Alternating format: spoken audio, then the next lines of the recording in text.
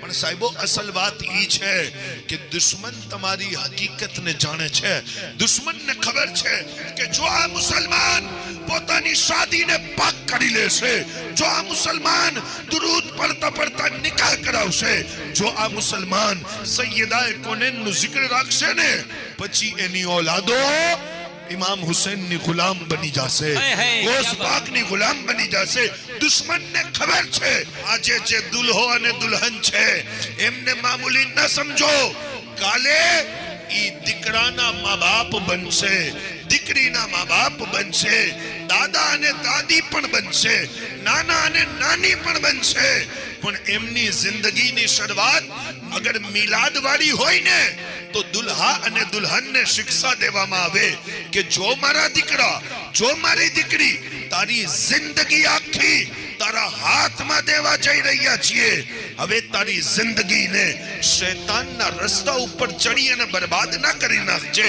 હવે તારી જિંદગીનો મકસદ અલ્લાહ અને એના રસૂલને રાજી કરવાનો છે. કાલે તું બાપ પણ બનીશ, દીકરી કાલે તું બાપ પણ બનીશ, તો તારા અંદર દીન હશે ને તો તારી ઓલાદમાં આવશે, અને ઓલાદમાં આવશે ને તો દીન સમાજની અંદર આવશે, મુઆશરાની અંદર આવશે. આ ખાલી લગન મોજ કરવાની મહેફિલ નથી, નાચવા કૂદવાની મહેફિલ નથી. આ તો જિંદગીની એક શરૂઆત છે.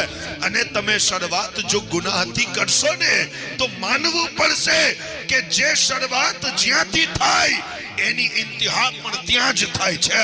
અગર શરૂઆત નાચતા નાચતા કરશો ને તો શરૂઆત તો થઈ જશે પણ એનું એન્ડ પણ નાચતા નાચતા થશે.